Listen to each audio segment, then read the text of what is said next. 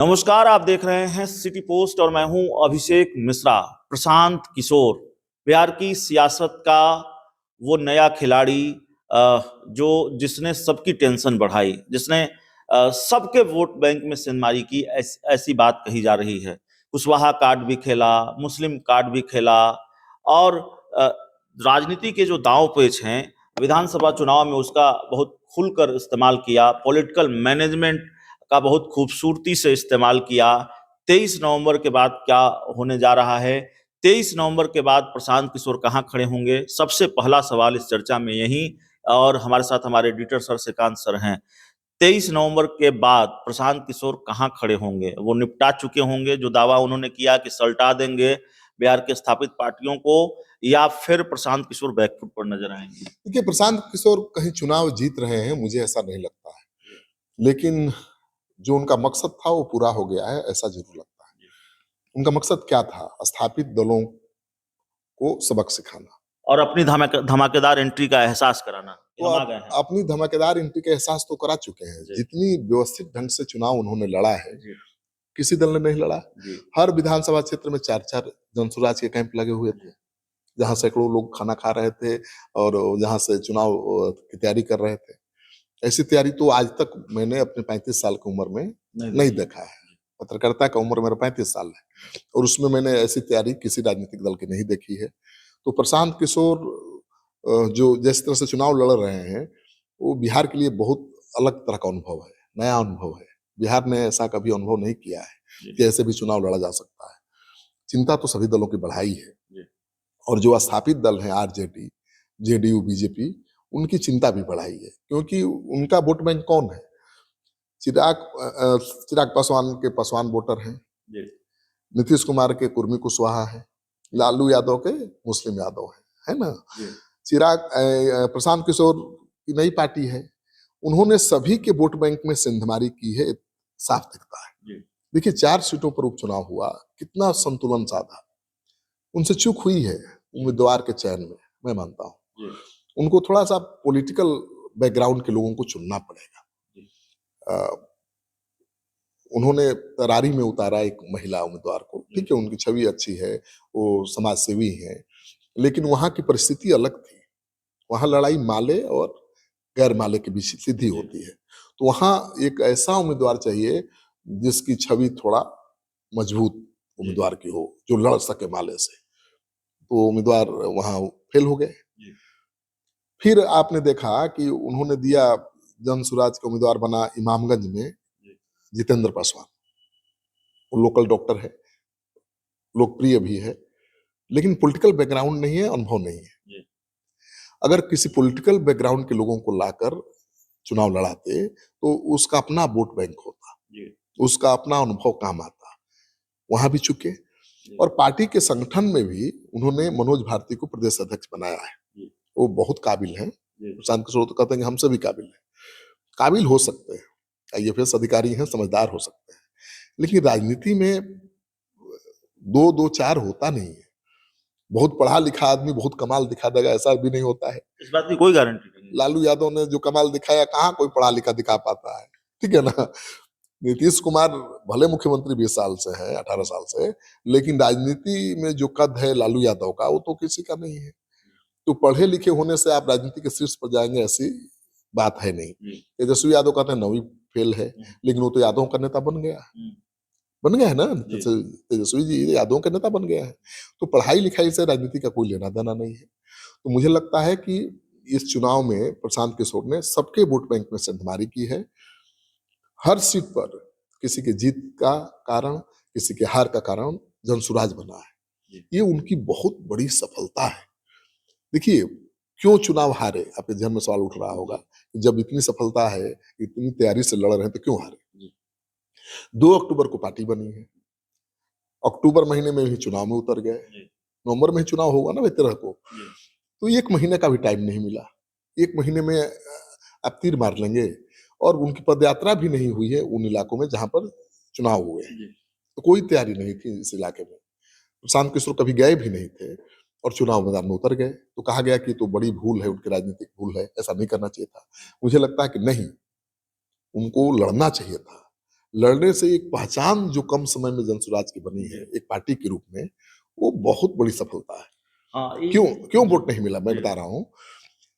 लोग मन बना चुके थे बदलाव का, लेकिन उनको भरोसा नहीं हुआ कि 1 महीने की पार्टी जी, लालू यादव की पार्टी को हरा देगी या नीतीश जी, कुमार की पार्टी को हरा देगी। बिल्कुल, आखिरी क्षण में कहीं पर लालू यादव को हराने के लिए, कहीं पर नीतीश कुमार को हराने के लिए जो वोटर उनके पक्ष में थे वो भी गोलबंद हो गए, जी, जनसुराज का साथ छोड़ दिया। जी, लेकिन अगले विधानसभा चुनाव में ऐसी स्थिति नहीं होगी।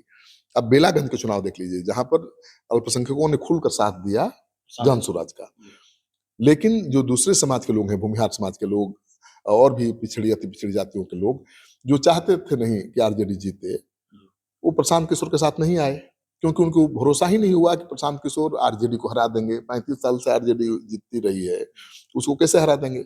उनको लगा कि नहीं, यादव उम्मीदवार है, मनोरमा देवी जेडीयू की उम्मीदवार है, वही हरा सकती है, तो उसके पक्ष में गोलबंद हो गए। उनकी प्राथमिकता थी कि आप पहले आरजेडी को हराओ, अगले विधानसभा चुनाव में उनकी प्राथमिकता बदल जाएगी कि जेडीयू को हराओ, जनसुराज को जिताओ।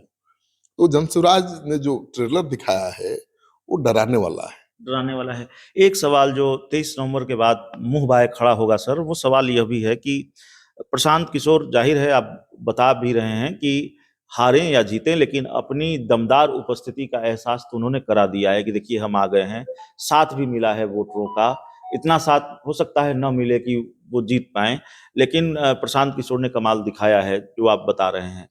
सवाल ये होगा कि क्या आने वाले दिनों में प्रशांत किशोर का किसी पार्टी के साथ गठबंधन होगा? क्योंकि ये एक अतीत है या एक ट्रैक रिकॉर्ड है कि बिहार में अकेले चलने की हिम्मत कोई दिखा नहीं पाया या अकेले चलकर काम कमाल नहीं जो कर आपका पाया। सवाल है वही सवाल मेरे जहन में उठ रहा था। जी, अब मैं सोच रहा था कि आप क्यों सवाल नहीं कर रहे हैं। जी, सबकी नजर प्रशांत किशोर पर है। जी, मैं पशुपति पारस से मिला था, वो जी, भी जानना चाहते थे कि प्रशांत किशोर किसी के साथ अलायंस करेंगे या नहीं। जी, तो प्रशांत किशोर के जनसुराज को उम्मीद से लोग देखने लगे हैं, जी, जितने छोटे दल हैं।